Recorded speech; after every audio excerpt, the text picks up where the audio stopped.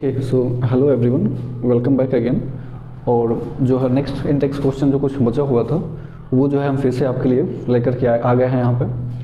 तो चलिए आपका टाइम हम वेस्ट नहीं करते हैं और शुरू करते हैं वीडियो को। ओके, तो देखिए सबसे पहले यहाँ पे अभी जो है ये index question solution of page number 6 का जो इंडेक्स क्वेश्चन है उसका ये सॉल्यूशन जो है हम आपके लिए लेकर के आए हुए हैं।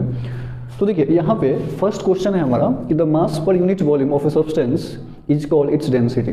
अच्छा, डेंसिटी का डेफिनेशन जो है आप लोग पढ़े होइएगा कि डेंसिटी क्या होता है। तो आप जानते हैं कि density is the mass per unit volume of A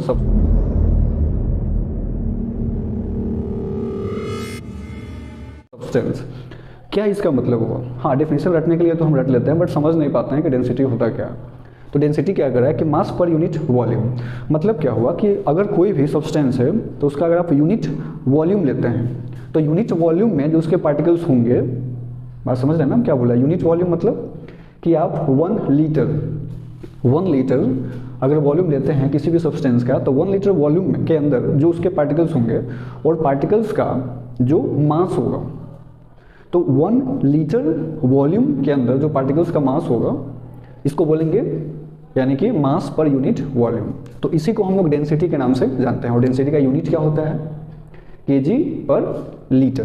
okay, तो केजी पर लीटर जो है डेंसिटी का ऐसा यूनिट हो गया। ठीक, तो इसको हम लोग डिफाइन करते हैं, या फिर इसको आप केजी पर क्यूबिक मीटर के नाम से भी आप जानते हैं, क्योंकि यहाँ पे जो वॉल्यूम है उसको आप मीटर क्यूब में एक्सप्रेस कर सकते हैं या फिर वॉल्यूम को लीटर में भी एक्सप्रेस कर सकते हैं। तो उसके अकॉर्डिंग जो है आप जो यूनिट है उसको डिफाइन कर सकते हैं। Okay, so density is equal to mass by volume.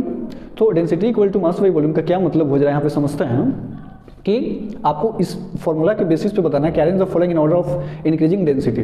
तो आपको बताना है कि किसका डेंसिटी ज़्यादा है और किसका कम है। ये इंक्रीजिंग ऑर्डर में आपको बताना है। मतलब क्या होगा कि जिसका डेंसिटी कम है उसको पहले रखना है और जिसका डेंसिटी ज़्यादा है उसको इस तरह से जो है हम लोग को इंक्रीज करते हुए चलना है। तो चलिए आइए हम लोग देखते हैं कि ये क्या करना चाह रहा है। तो थोड़ा सा डेंसिटी को और हम लोग समझ लेते हैं कि डेंसिटी जो कहना चाह रहा है कि मास पर यूनिट वॉल्यूम मतलब क्या हुआ। जैसे देखिए कभी कभी ऐसा भी होता है कि हम 2 सब्सटेंस लेते हैं, दोनों का वॉल्यूम सेम होता है फिर भी डेंसिटी अलग अलग होता है। जैसे सपोज दैट कि हमारे पास 2 बॉल है। सपोज दैट कि एक हमारे पास जो है ये सपोज कि ये प्लास्टिक का बॉल है, ये प्लास्टिक बॉल है, और ये सपोज कि हमारे पास आयरन बॉल है, ये हमारे पास आयरन बॉल है, ये प्लास्टिक बॉल है, आयरन बॉल। देखिए दोनों का वॉल्यूम सेम है। सपोज दैट कि इन दोनों का वॉल्यूम सेम है, मतलब कि ये जो 3D स्पेस में जितने स्पेस ऑक्यूपाई कर रहे हैं वो अगर सेम है तो हम कह सकते हैं कि इनका वॉल्यूम सेम होगा। आप इसको एक स्फीयर कंसीडर कीजिए, क्योंकि ये स्फीयर तो 3D होता है, बट अब चूँकि हमारा जो बोर्ड है तो 2D है ना, 2 डायमेंशनल है, तो आपको समझना पड़ेगा। इमेजिन इसको कीजिए आप। ओके, तो सपोज दैट कि ये हमारे पास प्लास्टिक बॉल या आयरन बॉल है, और प्लास्टिक बॉल ये जो वॉल्यूम हम ले रहे हैं, सपोज दैट कि ये 1 लीटर इसका वॉल्यूम है और इसका भी ये 1 लीटर वॉल्यूम है। अच्छा, इसके अंदर इस प्लास्टिक के क्या होंगे? कुछ पार्टिकल्स होंगे। अच्छा, ये अगर आयरन बॉल है तो स्वाभाविक है कि ये आपको पता ही है कि आयरन बॉल ज़्यादा डेंस होता है। ज़्यादा डेंस क्यों होता है?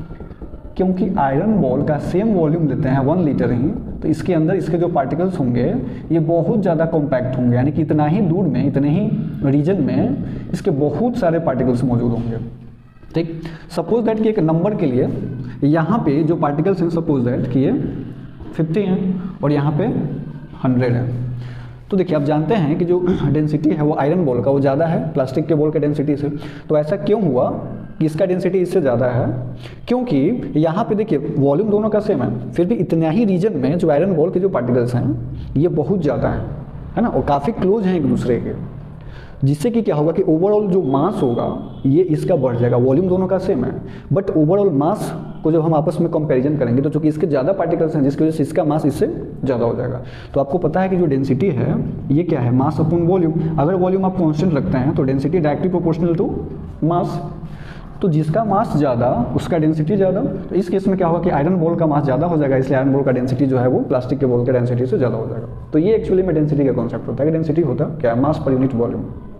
आप सोच सकते हैं ना कि 2 बॉडी हैं जिनका वॉल्यूम सेम है फिर भी डेंसिटी दोनों का अलग केम है, तो यहाँ पे वो मास वाला फैक्टर जो है वो डिफरेंसेस ला रहा है। ओके, तो आ जाइए अब हम लोग, आई थिंक कि आप समझ गए होंगे। तो अब हम लोग जो है इस क्वेश्चन को डिस्कस करते हैं। यहाँ पे इसको हम अरेंज कर देते हैं। तो यहाँ पे हमको इंक्रीजिंग ऑर्डर में बताना है इंक्रीजिंग डेंसिटी एयर। अच्छा देखिए एयर क्या है। और एक चीज़ और कि जैसे अगर हम जैसे कि अगर मैटर की बात करें तो जो मैटर है सॉलिड, लिक्विड और गैस, तो उसमें आपको भी पता है कि जो गैस है, गैस का डेंसिटी जो है वो सबसे कम है, फिर लिक्विड का है और फिर सॉलिड का, यानी कि सॉलिड का डेंसिटी सबसे ज़्यादा है, हाईएस्ट है, और गैस का डेंसिटी सबसे कम यानी कि लीस्ट है। तो एक चीज़ तो सबसे पहले आपको ये ध्यान रखना है कि इंक्रीजिंग ऑर्डर में आपको जाना है, तो सबसे पहले आपको जब इसका आंसर जब आप लिखेंगे तो ध्यान रखना है कि सबसे पहले जो है वो गैस आना चाहिए। जितने भी सब्सटेंस है इनमें सबसे पहले हमको गैस को पिकआउट करना होगा, क्योंकि गैस का डेंसिटी सबसे कम होता है। उसके बाद कौन आना चाहिए? लिक्विड आना चाहिए। उसके बाद कौन आना चाहिए? सॉलिड आना चाहिए। ओके, तो सबसे पहले देखिए कि गैस इनमें कौन कौन है। तो सबसे पहला कि एयर जो है ये गैस है, एग्जॉस्ट फ्रॉम चिमनी ये गैस है। तो ये दो गैस हैं। अब इनको आपस में कंपैरिजन करना होगा आपको, इनको देखना होगा कि इनमें से किसका डेंसिटी कम है और किसका ज़्यादा है। तो देखिए एयर की अगर हम बात करें तो पता है कि एयर क्या है? एक मिक्सचर है, मिक्सचर ऑफ मैनी गैस है, जिसमें ऑक्सीजन है, कार्बन डाइऑक्साइड है, हीलियम है, नाइट्रोजन है ना। इसके अलावा जो है नियॉन, मतलब बहुत सारे गैसेज हैं आप कह सकते हैं, जिसमें मोस्टली जो है नाइट्रोजन होता है, कार्बन डाइऑक्साइड है, वाटर वेपर है। ओके, तो ये तो एक एयर है, ठीक है, गैस है। लेकिन अगर एग्जॉस्ट फ्रॉम चिमनी की बात करें तो इसमें क्या है कि इसमें एयर तो है ही, एयर के साथ साथ कुछ जो डस्ट पार्टिकल्स हैं, जो चिमनीज वगैरह से जो कुछ डस्ट पार्टिकल्स निकलते हैं, वो भी जा करके एयर के साथ मिक्स हो जा रहे हैं। तो होगा क्या कि एयर पहले से है और उसमें डस्ट पार्टिकल जा करके मिक्स हो गए, तो ये डेंसिटी को बढ़ा देंगे। ओके, तो क्या होगा कि एयर का जो डेंसिटी होगा वो इसके कंपैरिजन में कम होगा। समझ रहे हैं ना? क्यों? क्योंकि इसके जो चिमनीज है ना, चिमनी से जो कुछ डस्ट पार्टिकल निकल रहा है वो एयर में जाकर के मिक्स हो जा रहे हैं। तो अगर एयर में जाकर मिक्स हो जा रहा है तो इससे क्या होगा? ओवरऑल जो एयर का डेंसिटी है वो इंक्रीज कर जाएगा। तो आई होप कि आप समझ गए होंगे। तो इसका ऑर्डर में आप लिख लीजिए। सबसे पहले आ जाएगा एयर, उसके बाद एग्जॉस्ट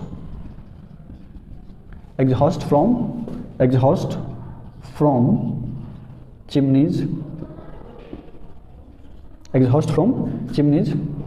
ओके, तो देखिए ये जो है हमारे गैस हो गया। अब हम आते हैं लिक्विड पे। तो इसमें जब देखिए कि कौन कौन लिक्विड है, तो लिक्विड की अगर हम बात करें तो यहाँ पे हनी है और वाटर है। अच्छा, ये दो लिक्विड है हमारा, ठीक है। तो अब इसमें अगर आ जाइए तो आपको पता है कि हनी और वाटर को अगर आप रखेंगे एक साथ तो आपको पता है कि हनी जो है ज़्यादा गाढ़ा होता है, तो ऑब्वियसली ये ज़्यादा भारी भी होता है ना। तो ये ज़्यादा गाढ़ा है वाटर से और ज़्यादा भारी है। अगर हम सेम वॉल्यूम अगर लें तो मतलब क्या है कि अगर ज़्यादा भारी है, ज़्यादा गाढ़ा है, तो मतलब क्या है कि इसके पार्टिकल्स ज़्यादा क्लोज होंगे। और सेम वॉल्यूम अगर दोनों का हम ले लेंगे तो इस हनी के जो पार्टिकल्स होंगे वो उतना ही वॉल्यूम के अंदर ज़्यादा होंगे। तो इससे आपको क्या पता चलता है कि जो वाटर है वो हनी के कंपैरिजन में उसका डेंसिटी क्या है? कम है। ओके, तो अब लिक्विड में आ जाइए, वाटर और उसके बाद हनी। तो ये दोनों हमारा लिक्विड हो गया। ओके, लिक्विड्स का हम लोग कंपैरिजन कर लिया।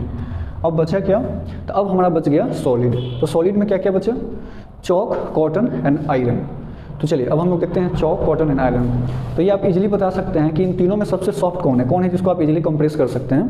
तो इसमें पता है कि आपको जो कॉटन है ये काफ़ी ज़्यादा सॉफ्ट होता है ना। यानी कि अगर देखेंगे तो कॉटन को आप आसानी से, cotton can be compressed much easily, बहुत ज़्यादा आप उसको कंप्रेस कर पा रहे हैं। इसका मतलब क्या? जो पार्टिकल्स हैं वो काफ़ी दूर हैं, मतलब पार्टिकल के बीच का जो स्पेस है वो काफ़ी ज़्यादा है। या यूँ कह सकते हैं कि पर यूनिट वॉल्यूम अगर लें सबका तो उसमें जो कॉटन के जो पार्टिकल्स होंगे वो बहुत ही कम होंगे।